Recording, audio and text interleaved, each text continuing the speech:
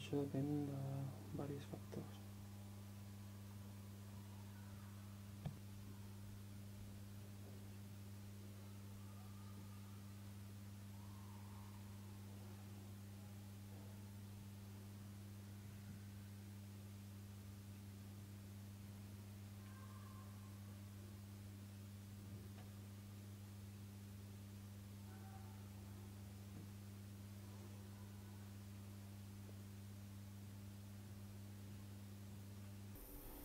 Romà, sembla que la teva trajectòria parteix d'un origen molt important. Jo li he posat el nom d'Oceà Primigeni, que el trobo a la sèrie Cosmogonies, perquè ja sembla que es troba els anhels tant espirituals de l'artista com al començament del treball tècnic que després es anirà desenvolupant al llarg de totes les sèries que faràs després. Crec que és molt important tota aquesta sèrie. Desperta, tant a nivell tècnic com a nivell espiritual, un anhel molt important i la seguretat i l'ànima de l'artista s'estableix, es comença a establir en aquest moment, no? Jo penso que sí. Jo penso que sí, però no negui de la nit al dia. Quan jo arribo a les Cosmogonies, l'any hauria de ser el 55, abans hi ha l'abstracció, que aquest és un altre tema. Arribar des d'una part figurativa a una visió del món totalment abstracta és difícil. Jo sortia de l'escola i vaig estar del 45 al 50 i llavors estic 5 anys més mirant d'evolucionar però per mi mateix i al 55 arribo a fer la primera obra abstracta. O sigui, traduir el món en formes que no tinguin res a veure amb la imitació del que ens ve de fora. Crec que el primer pas fonamental és aquest. Després l'altre ja va ser més fàcil. El primer viatge meu a l'any 54 em permet orientar-me dintre de les tendències modernes que existien a Europa en aquell moment. Abans aquí a Barcelona també ja freqüentava cercles interessants. Malgrat l'edat mitjana fosca que es va viure amb el franquisme, alguna cosa hi havia a Barcelona.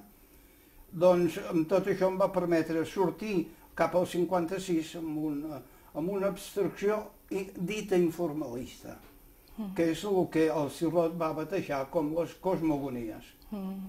Esclar, això comporta molts factors. Com t'he dit abans, és difícil arribar-hi. Hi ha una part moral, per entendre-ho, que és molt dura, i hi ha una part tècnica. Jo em vaig fer, entre el que havia après i el que em vaig anar inventant jo, una tècnica especial que em va permetre resoldre el que jo volia pintar d'una manera bastant personal meva, emprant mitjans que llavors eren molt inèdits, com l'acrílic, i el vaig fer servir al 56, i fent-me jo les pintures, i tenint en compte, dintre de la pintura, altres paràmetres que abans no es tenien en compte. Abans era més aviat forma, color, composició, el que havíem après. Dintre de l'informalisme s'estudiaven també els moviments, les textures, l'espai, s'introdueixen dintre el camp formal coses noves. I jo em vaig treure un gran partit d'això, em vaig fer una tècnica i amb el meu principi d'idea abstracta del món vaig tirar endavant. I així neix el meu informalisme. I a partir d'aquí sembla que la forma es va multiplicant en diferents formes després, no? Diguéssim que hi ha un aprenentatge brutal perquè després diguéssim que el camí pren diferents branques, no? Surten, i a més una trajectòria molt coherent, no? Surten, la gestualitat després es desprèn en els signes, l'espai de, per exemple, Lucio Fontana, després ho trobem ja cap als anys 80 amb els espais, amb la sèrie dels espais. Vull dir, sembla que en aquest Oceà Primigeni després vas tractant totes aquestes investigacions i experimentacions, les vas tractant una per una en cada sèrie, no? És molt interessant. És molt coherent tot. Sí, jo penso que sí, jo penso que sí. Ara, com que tenia l'instint d'anar evolucionant, la idea era no quedar-me estancat amb el que jo havia après quan les cosmogonies. I l'any 64 i 65 ja faig collage, cada concepte és ben diferent, no té res a veure amb el que en deien informalisme. Per tant, hi ha un altre món, I faig collage, 64, 65 i 66. I després, com molt bé dius, amb la meva tècnica i amb els mitjans que jo vaig aprendre quan l'informalisme, busco altres evolucions. I així neixen el biomorfisme, neixen les floracions. Aquests noms els va posar a les 6 o 7 primeres etapes del meu catàleg general, està batejat tot pel Joan Eduardo Cirlot. No me'ls vaig inventar allò.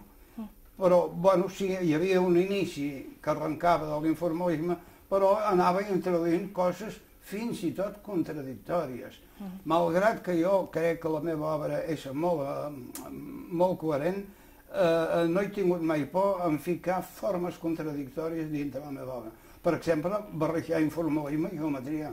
I jo ho he fet, i no me n'arrepenteixo gens. Abans ja havia fet el collage, posar formes figuratives dintre de l'abstracció era exposat també. Després em vaig inventar els signes. Després vaig tenir una etapa conceptualista on el concepte, dit així, abstracte, li donava encara més importància del concepte que tota pintura té normalment. Llavors vaig extreure el que en podríem dir concepte i vaig buscar dintre les teles altres coses, tensions, vaig introduir nous materials, cordins, teles adhesives, en fi. I el que jo he anat fent fins a arribar als 90 és una evolució inèdita, meva, vull dir, personal, del que vaig aprendre quan l'informalisme. Si em vols insinuar això, tens tota la raó. I a part, dins de la filosofia de l'informalisme hi ha aquesta part més existencial, no? Quan començaven els americans amb l'action painting, no? Alliberar la subjectivitat, impregnar-la en la tela, no? Aquest moment de creació del procés que és molt rellevant, com deia Sartre, pensar és fer, no? Crear és fer, diguéssim. La importància està en el procés. Aleshores, diguéssim que si haguessis seguit per aquesta rama de forma més anímica, per aquest camí més existencial per informalisme, no? Per on haguessis arribat? Perquè clar, després quan ve el collage, quan ve aquest punt d'inflexió, ja diguéssim que t'involucres en la realitat, però si haguessis seguit per aquesta part més existencial, cap on creus que hagués anat anímicament i materialment la teva obra? Hi hauria una sortida per aquí? Penso entendre't. Ara, jo he evolucionat amb totes les meves forces anímiques, racionals i emocionals també. O sigui que tot el que jo he fet és un conjunt de posar en moviment forces meves. Llavors, si jo hagués anat cap a un altre cantó, potser m'hagués hagut de violentar jo mateix. Jo sóc el que hi soc i he fet el que he fet. Roma, doncs d'aquesta manera sí que segueixes, almenys tècnicament, i de forma de treballar també la filosofia i la naturalesa de l'informalisme, no? Però si tenim en compte que l'informalisme neix en un context en el qual Europa ha passat una Segona Guerra Mundial, diguéssim que està ferida, està destrossada, hi ha com una desmotivació col·lectiva, hi ha una pèrdua de fe en l'individu, aleshores hi ha els immigrants que se'n van a Estats Units i comencen a formar aquesta reivindicació al ser, a l'individu, no? I diguéssim que surt d'un context que és una lluita contra les destrosses de la guerra i contra aquesta pèrdua de fe amb tu mateix, amb el jo, no? Aleshores, diguéssim que seguir amb aquesta naturalesa de l'informalisme, si som fidels a ell, dins aquest nou context actualment, quin sentit té seguir amb l'informalisme? Primer, no segueixo amb l'informalisme. En tot cas, jo almenys particularment, segueixo les tècniques i unes certes orientacions que vaig aprendre en aquella època. Però ja hem dit abans que tot ha anat evolucionant i d'una manera molt buscada, sense deixar-me portar per les tendències més de moda que ja hem vist que condueixen a altres coses que no la pintura. Segon, l'informalisme és tot el que tu has dit, però també va ser algo contra. I aquí a Espanya teníem moltes coses que anar en contra. teníem el general Franco, per cas, teníem molt poca llibertat, estàvem handicapats en moltes coses, per tant, d'una manera o d'una altra s'havia de protestar. Per mi l'informalisme és la gran protesta, i més aquí a Espanya. Potser... I ara la protesta quina seria? Home, la protesta, ara que ho diguin els joves, jo ja no en soc de jove, no? Ara, i jo crec que més que protesta, perquè hi ha molt bona vida, malgrat les dificultats en què es viu, jo crec que tenim una època molt bona i en general la gent fins ara aquí a Europa ha viscut molt bé, doncs la protesta no seria una protesta per anar contra una política determinada. Quan els polítics deixen d'existir com a Anglaterra és el millor que ens pot passar. Llavors ja no hi ha protesta contra els polítics. El que jo trobo a faltar avui dia, més aviat hi ha una manca d'ideals. Ja sé que és cursi parlar d'ideals, però aquest sentit de creure fortament en alguna cosa, que és el que a mi m'ha dut tota la vida a treballar i a tenir una il·lusió, i encara ara faig coses, no? Hi ha una manca d'interès, hi ha un laissez-faire, anar passant, i això sí que és criticable. Penso que la gent jove hauria de tenir més interès en el que fa i sobretot, potser, dic jo, jugar-se-la més encara, amb el que fa i amb el que creu. Hi ha moltes coses per creure i moltes coses per fer i per crear. El món no s'acaba únicament amb totes les 4 coses aparents que es veuen. El món és una altra cosa. Hi ha un trasfondo. Les incògnites de tots els temps continuen penjades a l'atmosfera. La vida no s'explica ni sabem per què. Llavors, voler ficar-te una mica en aquest misteri, per mi, és el gran mèrit de totes les arts. Romà, Yves Klein ja, amb la monocromia del blau sobre blau, sembla que ja anuncia una mica el fi de l'informalisme, però diguéssim que comença a despertar una cultura de masses, comença el pop art a nivell Europa, Amèrica, i diguéssim que aquí estem als anys 60, tu vens a la sèrie Cosmogonies, llavors aquí diguéssim que hi ha un punt d'inflexió molt important, perquè neix aquest nou context de Walter Benjamin, quan diu que hi ha una pèrdua de l'àurea, quan comença tot aquest sistema de la reproductivitat tècnica, aquesta manera més superficial de crear, i diguéssim que tu hi reacciones d'alguna manera, vostè reacciona d'alguna manera molt pròpia, perquè aquí añadeix a l'informalisme un nou valor afegit, que després s'interrelaciona molt bé amb l'última època d'Heràclit, que ja ve després de tornar als seus orígens i torna a la realitat, però d'una forma també pedagoga, sembla que intervé la realitat, però diguéssim d'una manera funcional, crítica i també com tenint una mica el valor de la relíquia, no el valor de l'objecte, sinó el valor de la relíquia, com a passat, com a la melangia, com...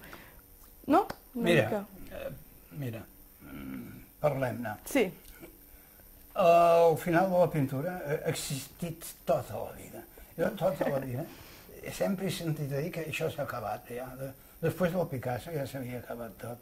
Després del Kandinsky i del Mondrian ja s'havia acabat tot. I van sortir els abstractes, l'abstracció dels americans, després tota la cosa europea dels anys 60. O sigui, no sé qui deia d'aquests pintors nostres clàssics que l'art, la pintura, es referia a ell, és com una professor. I les professors van passant i l'important és portar-hi un ciri. Em sembla que era el Nonell que ho deia. Escolta, tu, la gran professor que no s'acaba mai, si pots portar un ciri petitet, ja estarem contents.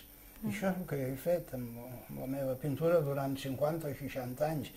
Jo penso que l'art no s'acabarà mai i l'únic que pretenc és portar un petit ciri, darrere de tot, si tu vols, però anar amb la professor.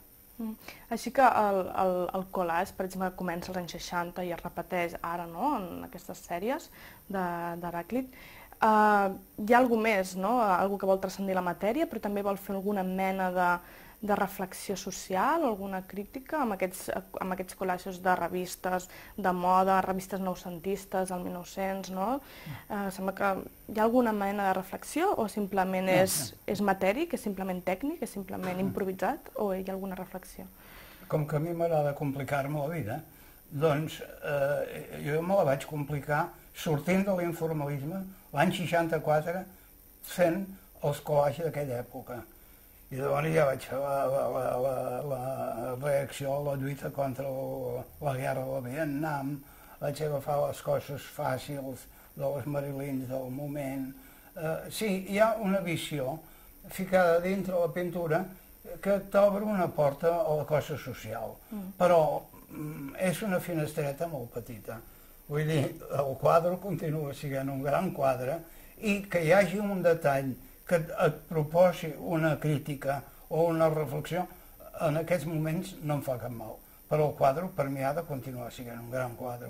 Vull dir, amb això, que pintura socialista no m'interessa gens. Mai m'ha interessat. La pintura ha de ser pintura. Però si és involuntària, potser sí que t'interessa, no? Si de fons o d'indirectament. Sempre. Sí, sempre hi pot haver una reacció. Bueno, aquí tenim la cancelleria alemana, no? Sí, aquest... Déu-n'hi-do. Això és la cancelleria alemana. El nom que se li ha anomenat a aquesta sèrie, Heràclit, sembla que va molt bé amb la seva manera de concebre personalment la seva obra, no? Heràclit parteix una mica dels oposats per trobar l'harmonia i per trobar la unitat, també, no? Com Heràclit, obra de Romà Vallès. Però aquest últim nom l'he donat jo. I l'he donat jo pensant que podria ser l'última etapa de la meva pintura i que explicaria molt bé el meu concepte de les coses. Perquè jo sóc un aficionat a el que deia, el poc que sabem que deia l'Heràclit de tota la vida. Val?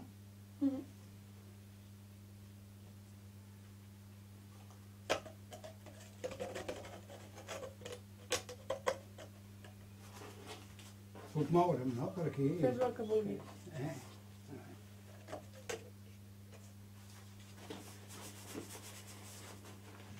Aquest pot ser aquí.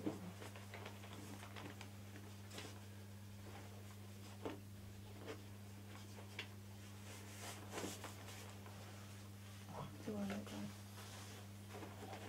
No passa res, no em fica res. Quédate aquí, sí, fes un cap enrere. Que faci...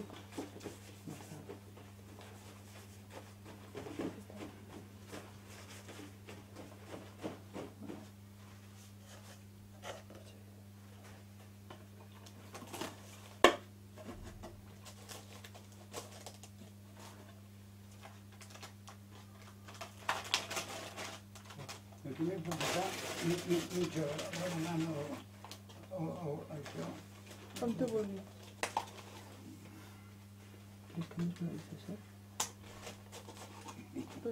¿Puedes cortar un poco la parte de arriba y más para abajo? Sí. Tocar un poco más para arriba las pinturas. ¿Le cortas la cabeza? Sí, que está muy para arriba. Vale, está. Se ha movido un rato. Ahora bajaré.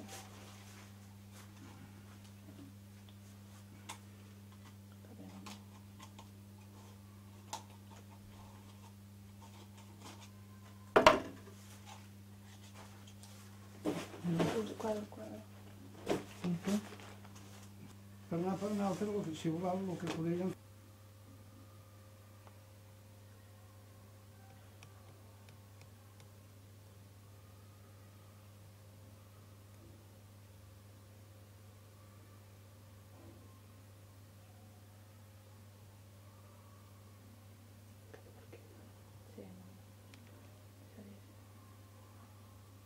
Necessita molta paciència per fer la mica. No, vostè grava.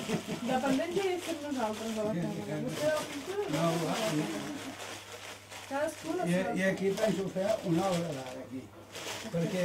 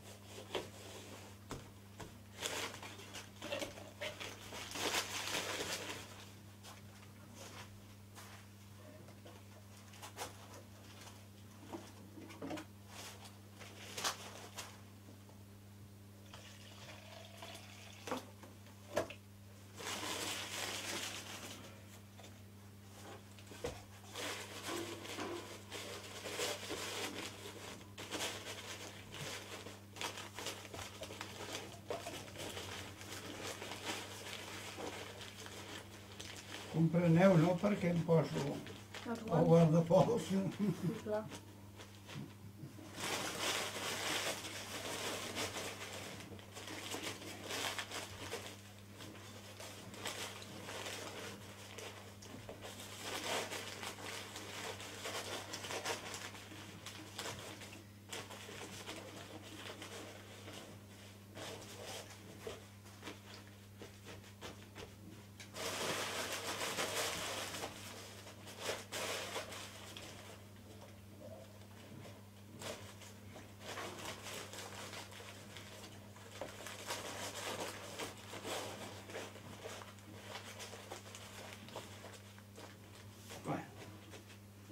Això comença a prendre forma.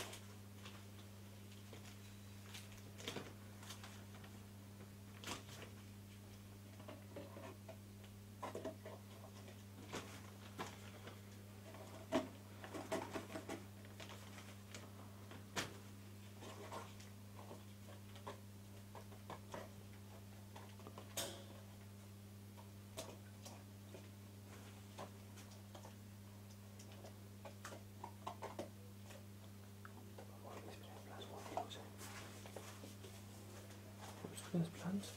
Sí? Si vols un primer pla. Les pinzellades m'interessen.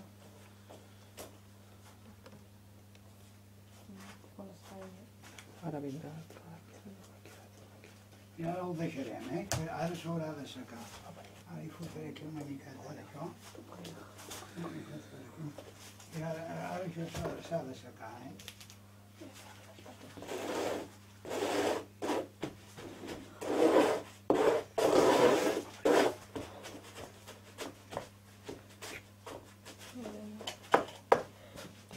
És caòtic com el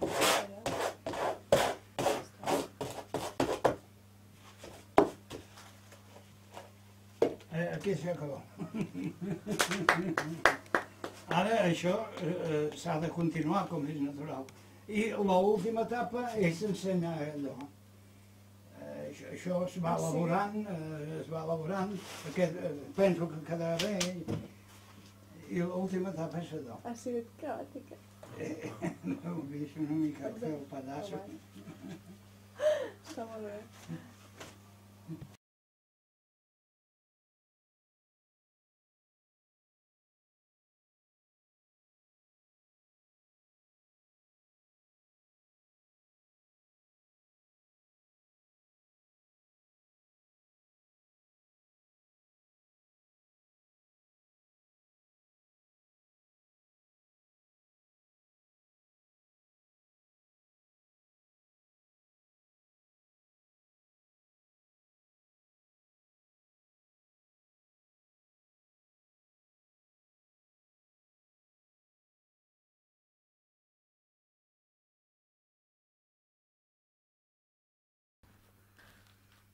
Molt retrat?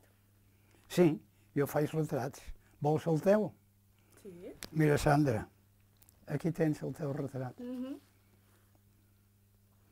L'acceptes? Sí, l'accepto si és la teva concepció, encara que jo pensava que estaves contra el conceptual. No, per segons què no. El concepte sempre s'ha de tenir. Aquí concepte sense matèria. Aquest ets tu? No, hi ha concepte i matèria. Aquest ets tu? Sí. I quin és el concepte? El concepte és que tu treballes la meva obra en aquest moment. Tu fas la meva obra, que pot ser representada pel llibre. I I les ulleres? Les suderes és el complement. Complement amb algun concepte? És un complement que està molt bé. Sense concepte? I veus millor. No hi ha concepte? Sí. I veig millor. Amplies. Què amplies? Amplies la vida, el concepte i l'obra. Va. I l'humor? Hem fet un acte conceptual, però veus com és divertit? Sí. Què? Primer, un encàrrec de fer un retrat, no sé si l'acceptaria. Això és el primer. I si hagués de fer alguna cosa, buscaria fer alguna cosa molt més ampli que no el clàssic retrat. El que hem fet, el llibre de les suderes, és el teu retrat, en aquell moment per mi, podria haver tret una poma o una pera i posar les gafes i dir, aquí tens el teu retrat. Vull dir, el concepte de retrat és una cosa tan àmplia, històricament, que es pot fer el que vulguis.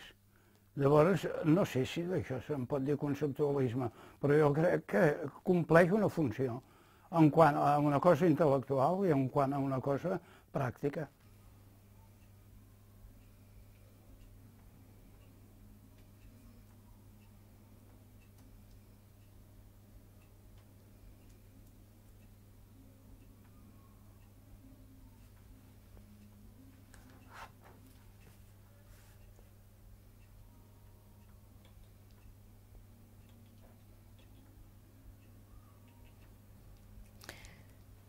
Romà, si abans parlàvem de l'objecte com a relíquia que es visualitzava una mica en els col·legis del 1960, ara aquí tenim verdaderes relíquies de l'època, no? Bé, això forma part del fons del meu estudi, coses, sobretot llibres, revistes, catàlegs que he anat acumulant al llarg d'aquests 50 o 60 anys. Esclar, al cap del temps et trobes amb coses realment interessants, com poden ser aquests catàlegs del Club 49, dels anys 40, aquests catàlegs, que això ho feia el Terrats, i era per les reunions del Club 49. Sempre s'hi feien coses interessants. Ho editaven Terrats, com la revista del 10 al 7. Bueno, era l'impressor, de fet era l'impressor. I per aquí podem, a partir d'aquestes edicions, perquè aquí també tenim les edicions del primer Museu d'Art Contemporani, que vas fer l'exposició el 1960. El Museu d'Art Contemporani de Barcelona, el primer, es va fundar a la cúpula del Coliseum l'any 59 o 60. I aquí tinc els catàlegs de totes les exposicions que s'hi van fer en aquella època. Esclar, són documents, no? Que després va desaparèixer. Això era una societat anònima, amb capital privat, funcionava. I exposaven hi havia un comitè que ho deia tot, el Sirici era l'ànima. I en Comella. I en Comella, i molts d'altres, i la financera era la Pallejà. I quan es va tancar, després els fons del museu, que va recollir uns fons importants, van anar a parar al Museu de Vilanova i la Geltrú. I encara penso que hi són allà. Aquí tenim catàlegs de l'Ateneu de Madrid, no? Que també va ser molt important en l'època, no? Els anys 60 també. Sí.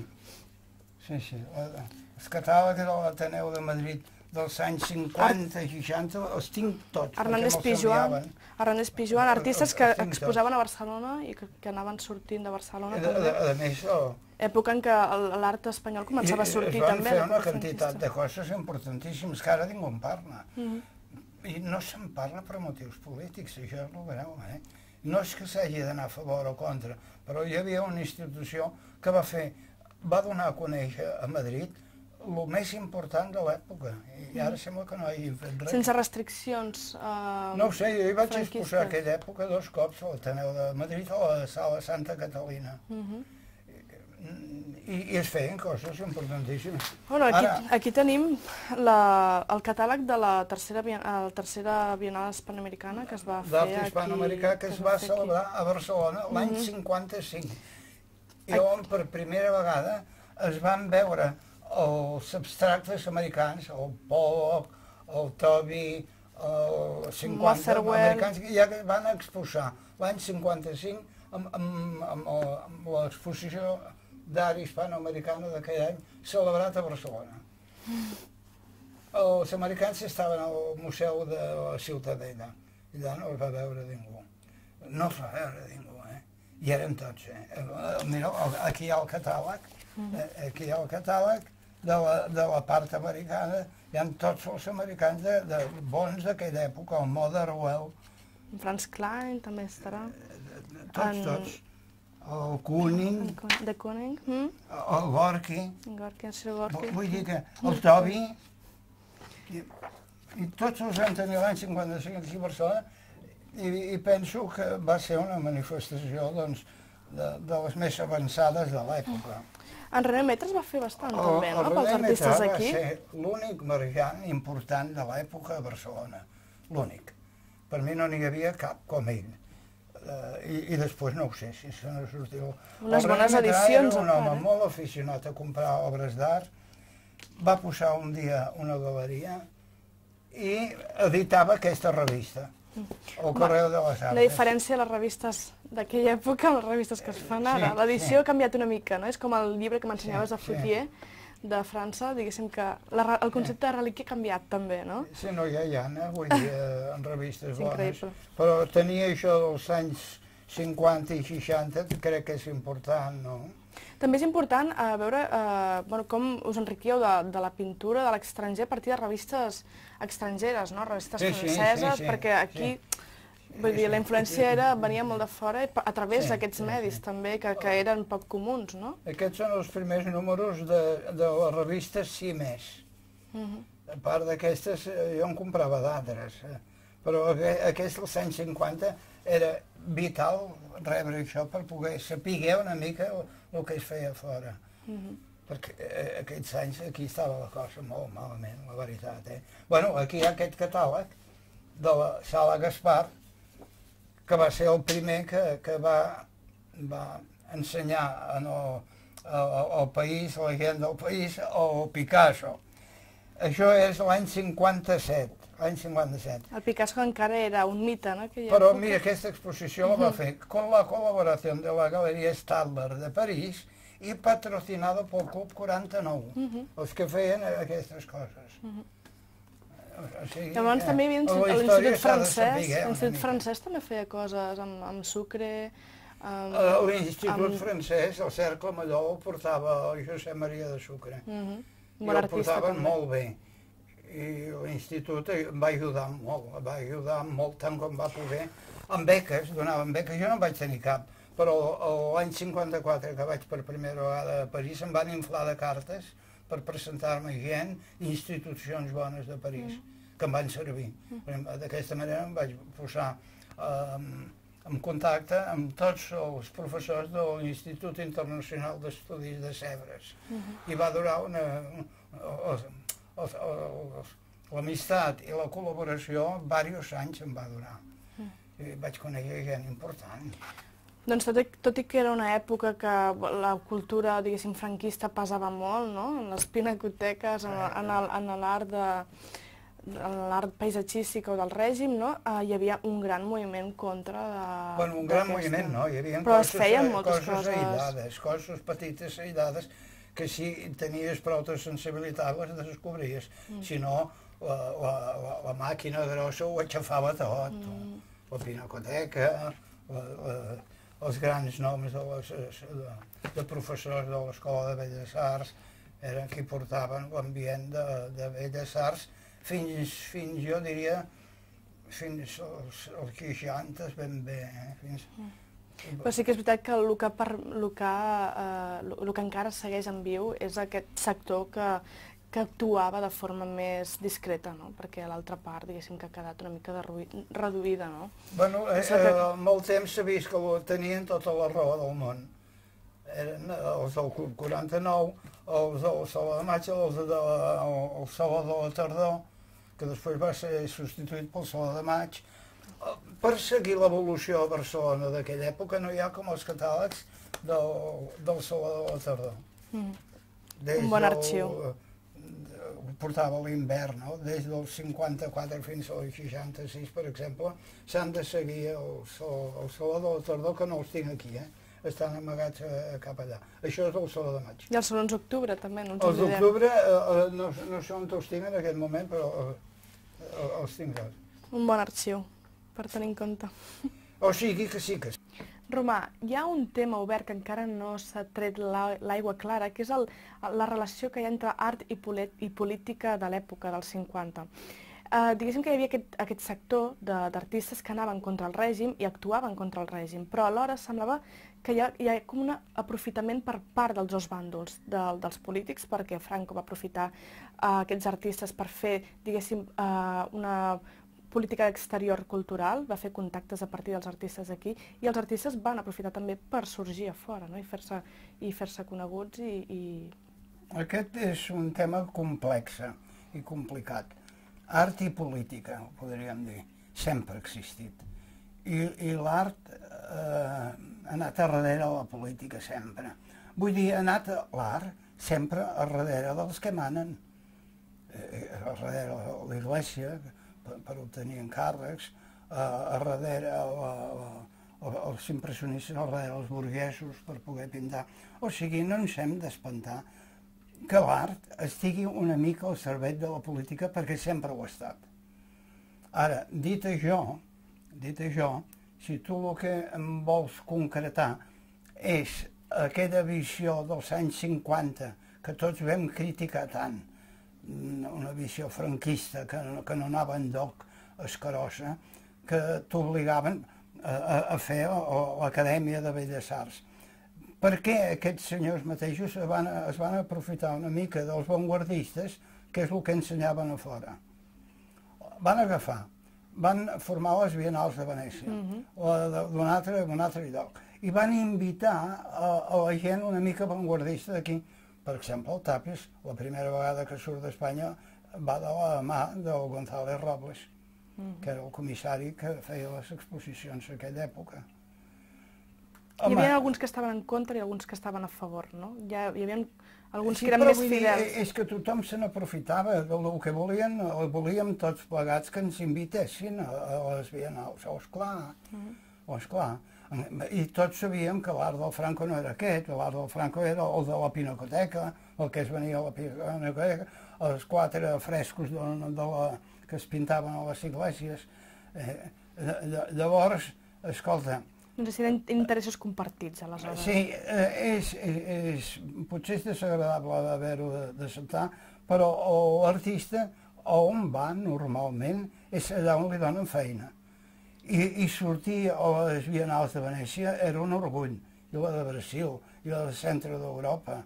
I si algú t'invitava, ho s'havia d'aprofitar. I si no, malament. I als Estats Units, inclús. I si no, malament. I a part d'això, potser també és el moment de dir que en aquella època, home, el González Robles va ser un bon comissari perquè va saber veure qui valia. Ara molt franquista ell. Llavors, esclar, més val desfer-lo i no tenir en compte el que he fet. No sé si és just, hi ha qui ho fa. El González Robles no existeix. D'altres crítics de l'època tampoc no existeixen. Per aquest mateix motiu. Per aquest mateix motiu. I aquests mateixos que han criticat el poc que es podia fer en aquella època per crítics bons i altres no tan bons però que suportaven el règim, els mateixos, quan hi va haver el canvi nostre d'aquí, també es van aprofitar del canvi. Quan vam tenir la transició, aquí a Barcelona hi van haver 5 o 6 noms que de no ser res van passar a ser molt. Artistes. I que sí que es van aprofitar tant com ell i sí que avui en dia sabem el seu nom. Vull dir que una mica és el que et deia abans, que és un tema llarg, que se'n pot parlar molt i antipàtic, però que al fet de la veritat l'artista va allà on li donen feina. Romà, si Plató diu que l'art és la base de l'educació, Jung diu que l'inconscient s'ha d'integrar a la mentalitat per tenir un equilibri psíquic. I vostè defensa molt la llibertat de l'art, en la manera d'ensenyar l'art i la manera de percebre els objectes des d'aquests petits, fins que vas desenvolupant la teva consciència del jo a partir de la llibertat aquesta en l'aprenentatge.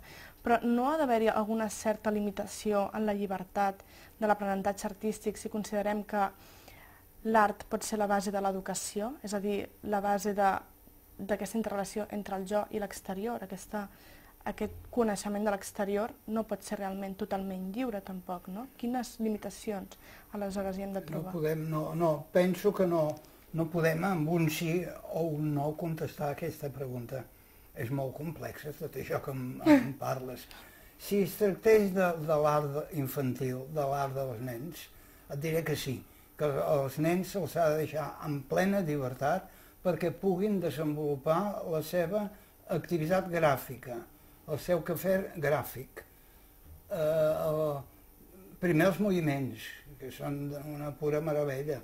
Als 18 mesos ja es van fent quadres abstractes estupendos.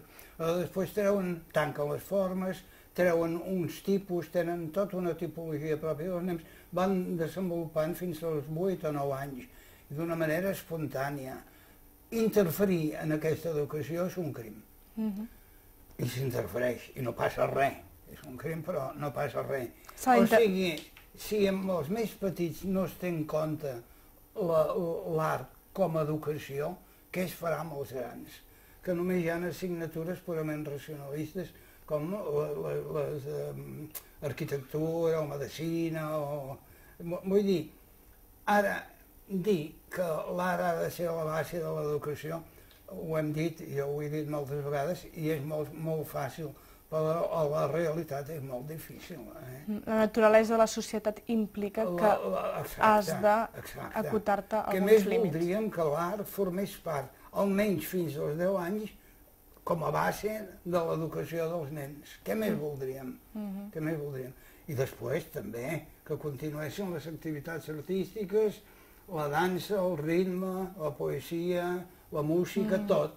Això hauria de ser la base de l'educació de la gent, però és bastant utòpic. I ho dic després de lluitar per aquestes idees durant molts anys. Molts.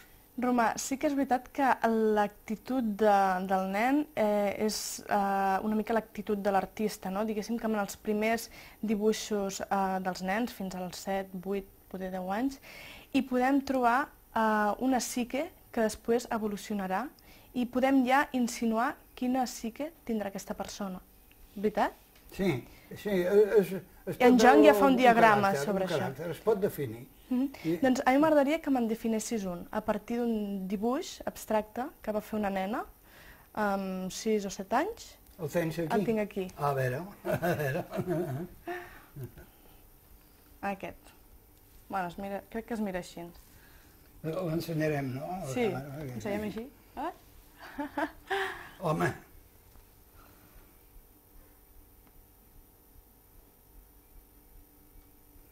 Haig de ser sincer o haig de fer comèdia? Has de ser sincer. Jo no el veig gens espontani. El veig molt manipulat, aquest dibuix. Manipulat? Per què? Però molt. Em dóna la impressió que si era una nena, difícilment això ho va treure d'una manera espontània. Ho veig més a través d'una influència molt forta, sigui dels professors... Una influència artística, pot ser? Una influència artística. Una influència de pintura abstracta? Però això no és dolent, tampoc. Ara, ja no ho puc enfocar com un dibuix espontani per veure la personalitat d'aquest nen. Et podria dir, per quedar bé, que és una cosa expressionista, que serà una nena molt oberta, molt alegre, hi ha colors de tot i colori, té un sentit també d'una verticalitat que li dona un equilibri, o sigui que dona la impressió que es tracta d'una persona equilibrada, però al mateix temps oberta, que és molt bo, és el màxim que es pot dir d'algú. Ara, jo això ho llegeixo a través d'un grafisme i d'uns colors que no els trobo del tot autèntics. Estan influenciats. Molt bé, tornem a veure. Jo el que es veu a la legua. Però no és negatiu tampoc, no? Si és una influència artística. No, en tot cas és una bona influència. És meu aquest dibuix, Sí. Però fet als 6 anys? Als 7 anys o 6 anys. No em digui. I qui tenies de professors? Els meus pares han tingut galeria d'art. Aquí hi ha una influència... Jo ja veia pintura de terrats, aquí. Hi ha una influència de gent gran molt manifesta. Però d'artistes, de gent gran, de 6 d'artistes. anys, això no t'ho fa. No t'ho fa, Ho vaig Vull dir, fer. ets una adelantada, una superadatada. Bueno. Bueno, I la influència no la li- tenia. No, t'he dit coses bones. Sí, la veritat és que sí.